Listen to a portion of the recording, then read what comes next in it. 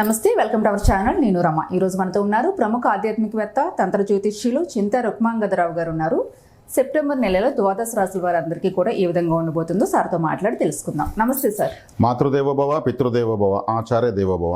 ఓం నమో మాందేశ్వరాయ నమః. Sir, September నెలలో ధనస్సు రాశి వారందరికీ ఏ విధంగా ఉంటుంది, ఎటువంటి జాగ్రత్తలు తీసుకోవాలి?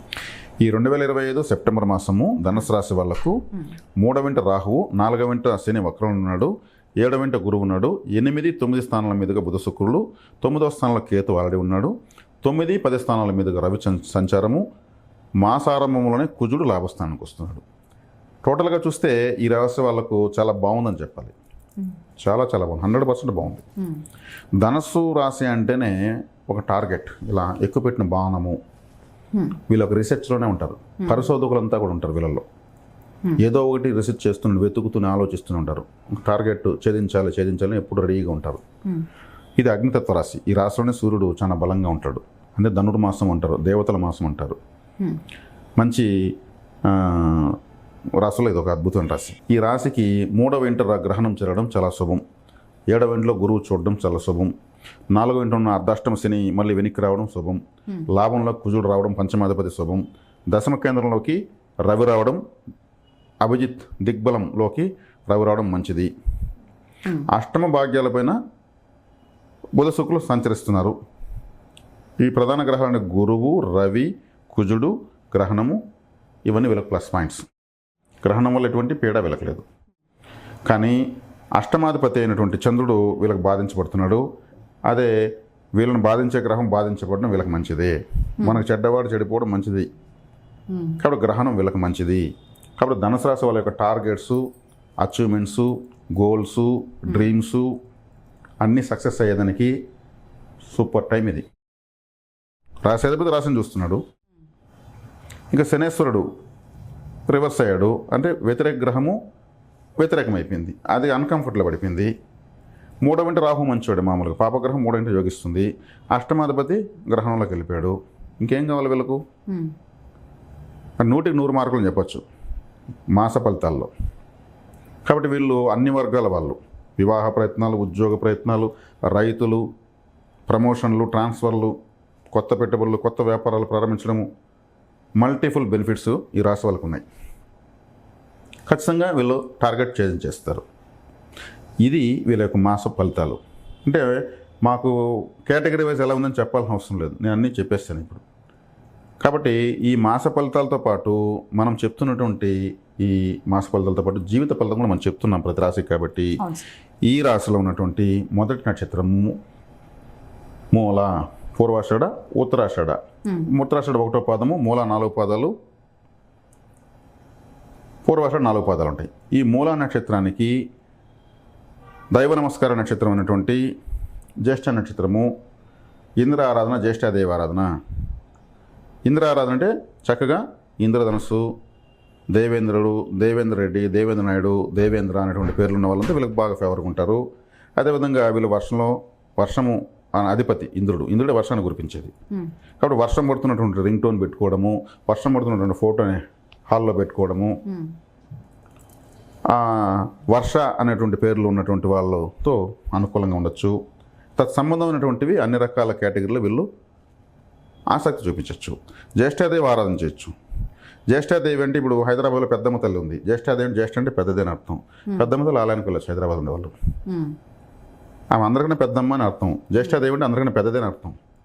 చక్కగా వెళ్ళి రావచ్చు. అది ఎస్పెషల్లీ జ్యేష్ఠ నక్షత్రం వెళ్తే ఇంకా బాగుంటుంది. కాబట్టి ఆమె పేరు తగ్గట్టు ఆమె పెద్దమ్మ, ఆమె దగ్గర గట్ట వెళ్తారు జనాలు మనం చూస్తూనే ఉంటాం. ఇది మూల నక్షత్రం వాళ్ళకు దైవ నమస్కార నక్షత్రం, దేవతారాధన. తర్వాత మూల నక్షత్రానికి తర్వాత నక్షత్రం పూర్వాషాఢ. పూర్వాషాఢ నక్షత్రం అంటే ఒక యుద్ధానికి సన్నద్ధమైన ఒక సైనికుడు, ఒక సోల్జర్.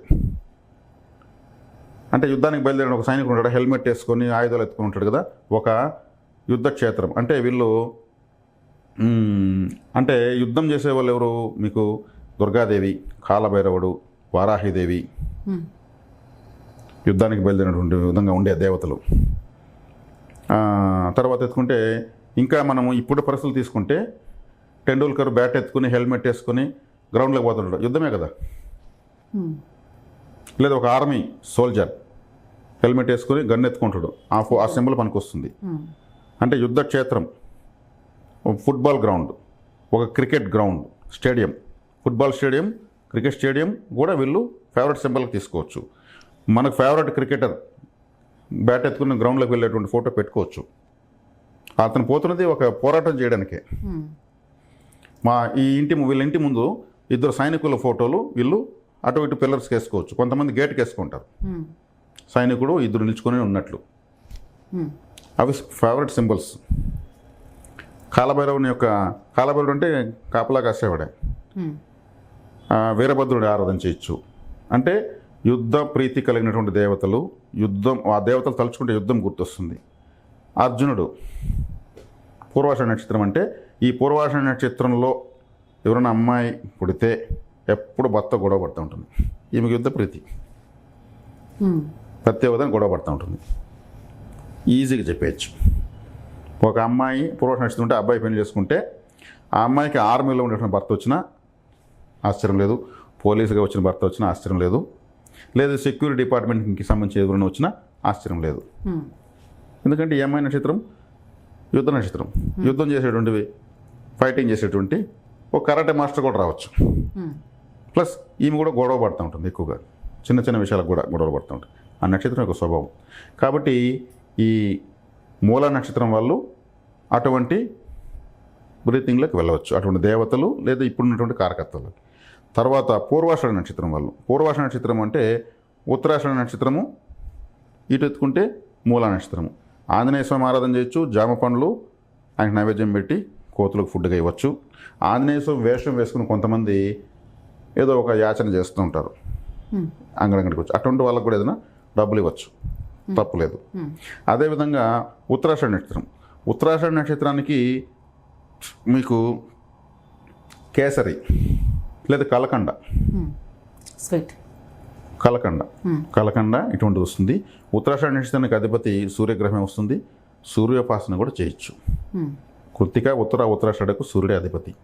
కాబట్టి ఈ కలకండ అది ఎటువంటి కెమికల్ లేకుండా ఉంటుంది. కెమికల్ ఉండేది కలకండ కాదు. అటువంటి ఫుడ్ ఫేవరెట్ తీసుకోవచ్చు, సూర్యోపాసన చేయొచ్చు. వీళ్ళు ఉత్తరాషాఢ అంటే కూడా ఇంకొకటి ఏమంటే చెడు అనకు, చెడు వినకు, చెడు చూడకు అనే 3 కోతులు వస్తాయి. ఆ సింబల్ కూడా వీళ్ళు పెట్టుకోవచ్చు, మంచిది వీళ్ళకు. కాబట్టి ఈ విధమైన ఆరాధనలకి వీళ్ళు వెళ్ళాలి. ఎవరు? పూర్వాషాఢ వాళ్ళు. అదే ఉత్తరాషాఢ వాళ్ళు. ఉత్తరాషాఢ తర్వాత వచ్చే నక్షత్రం శ్రవణం, దానికి వెనుక నక్షత్రం పూర్వాషాఢ. పూర్వాషాఢ అంటే ఒక యుద్ధానికి సన్నద్ధమైనటువంటి ఒక సోల్జర్. ఆ విధంగా ఉన్నటువంటి రాణి రుద్రమదేవి ఫోటో పెట్టుకోవచ్చు, ఛత్రపతి శివాజీని పెట్టుకోవచ్చు సింబల్గా.